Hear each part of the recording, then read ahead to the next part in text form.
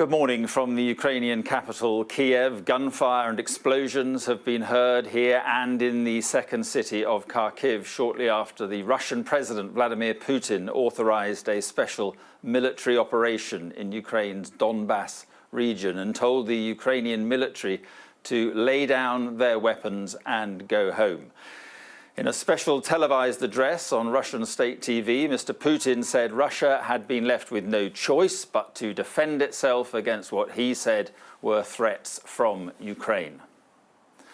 This is what we know so far. In Moscow, Vladimir Putin announced the military operation just before 3 a.m. UK time. At the same time, an emergency meeting of the Security Council was taking place in New York. As President Putin spoke before dawn, big explosions were heard on the outskirts of Kiev, Kharkiv, Odessa and other cities across Ukraine. There are reports that Russian troops have landed in Mariupol and Odessa. They have not been confirmed. Ukrainian President Volodymyr Zelensky has declared martial law in Ukraine and told people to stay home. Well, since then, we've had a series of developments throughout the morning. Air raid sirens have been heard here in the capital, Kiev, though we are told they are tests at the moment. In the Donetsk region, Russian-backed separatists say they have launched what they call massive strikes against Ukrainian forces. More recently, the Ukrainian military say their air defense system shot down 5 Russian planes and 1 Russian helicopter in the Luhansk region, though the Russians have denied that that has happened. And in the UK, the Prime Minister, Boris Johnson, is expected to convene that Cobra committee meeting I was talking about at 7:30 this morning. Let's listen back to that special address on Russian television by Vladimir Putin in the early hours of this morning. I decided to conduct a special military operation. Its goal is the protection of the people who, for 8 years, suffered from abuse and genocide from the Kiev regime. We urge you to lay down arms immediately and go home. I will explain. All servicemen of the Ukrainian army who comply with this requirement can freely leave the area of military action and return to their families. Whoever would try to stop us and further create threats to our country, to our people, should know that Russia's response will be immediate and lead you to such consequences that you have never faced in your history. We are ready for any outcome. Well, a few hours ago, Ukraine's President Volodymyr Zelensky declared martial law here, and he urged citizens not to panic as Russia launched their military strikes. Let's take a look at what he said in a video posted on his social media channels. Dear Ukrainians, this morning President Putin announced a special military operation in the Donbass. Russia carried out strikes on our military infrastructure, on our border guards. Explosions were heard in many cities of Ukraine. We introduced martial law throughout the state. A minute ago, I had a conversation with President Biden. The US is starting to gather international support. Today, we need you, each of you, to be calm. If possible, stay at home, please. We are working. The army is working. The entire security and defense sector of Ukraine is working. I, the National Security and Defense Council, the government, will be in touch. Soon I will be in touch again. Do not panic. We are strong.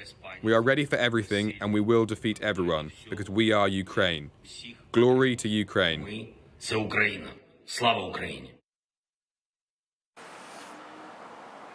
President Zelensky talking to the people of Ukraine there. Western leaders have been reacting to what has happened this morning. The Prime Minister, Boris Johnson, he tweeted this: "I am appalled by the horrific events in Ukraine and I have spoken to President Zelensky to discuss the next steps."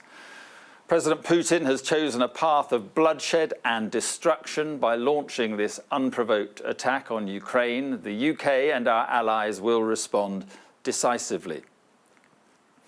In the United States, US President Joe Biden said the prayers of the entire world are with the people of Ukraine as they suffer an unprovoked and unjustified attack by Russian military forces.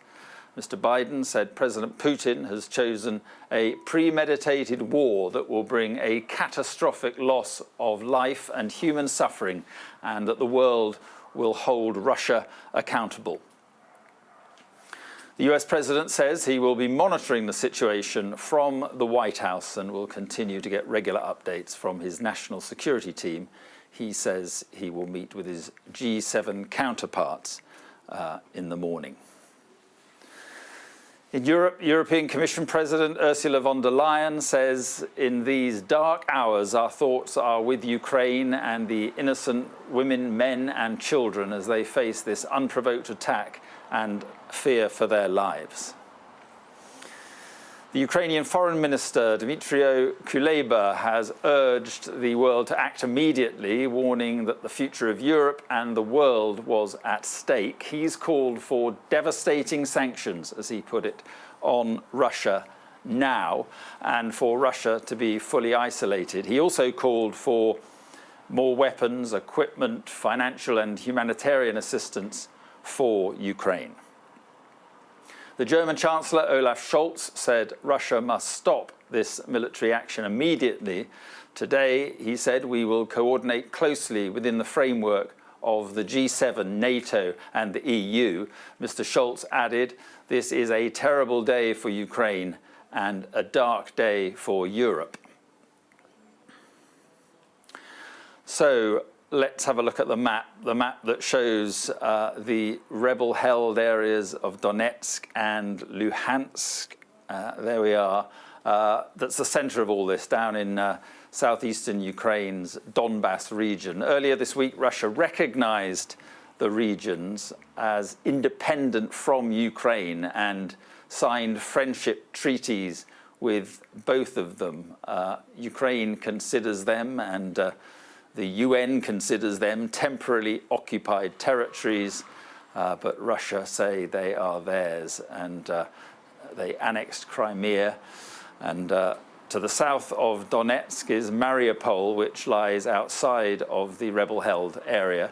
But this morning, reports of at least 2 blasts have been heard in that city. So clearly, a lot of action going on down there. Deborah Haynes is with me, and so Deborah, I mean, we could see there the map of Donetsk, and a lot of action clearly going on there, and this was the justification used by Putin. But just give us, as you know it, what is happening in this country.